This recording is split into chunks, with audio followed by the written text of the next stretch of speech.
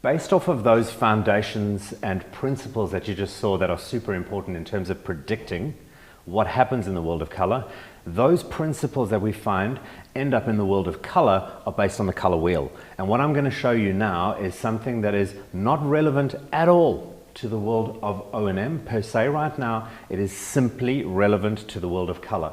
Whether you're a painter, an artist, a hair colorist, or even want to play around with nail polish at home, color will always follow certain rules. And that's why every single color company that's out there has a thing called the color wheel, and it shows you exactly what it is you can do with the color to achieve a certain result.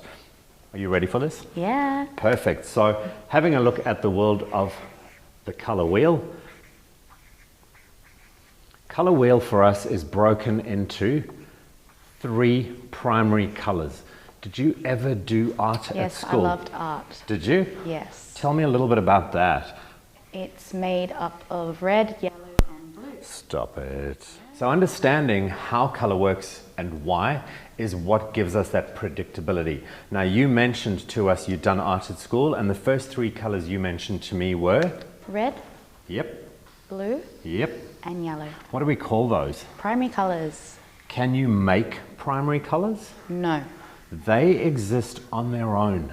And the beauty with that is when you take those 3 primary colors and you intermix them, you can start creating whatever it is your heart desires. And as a colorist, you're going to find you have that experience of doing it as well. It's just understanding the key fundamentals first in terms of what your 3 primary colors are, what happens when you mix them together, and what they create. Let me show you.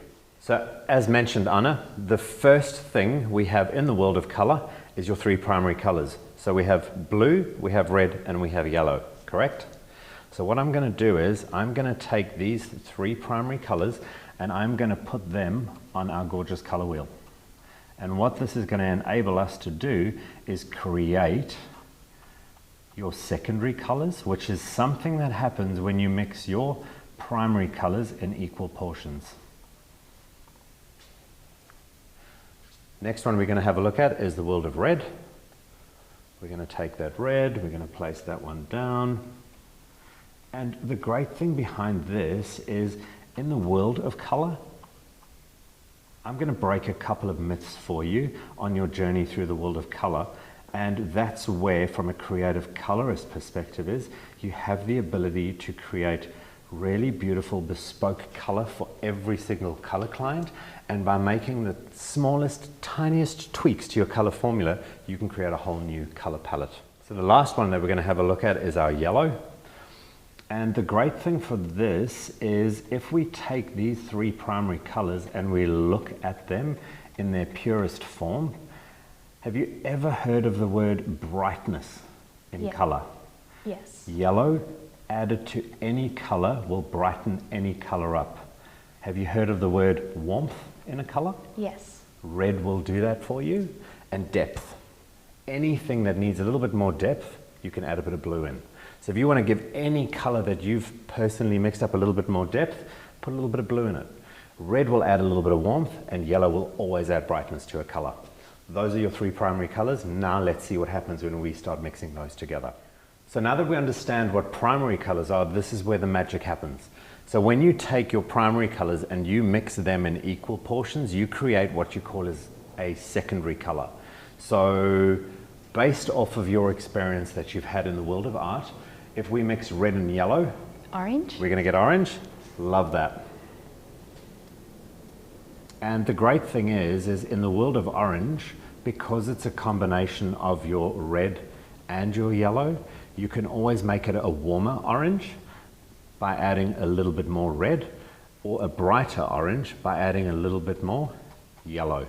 And that's the great thing when you understand the principles behind how color works, that you can start tweaking and changing things to suit what result you're going to achieve.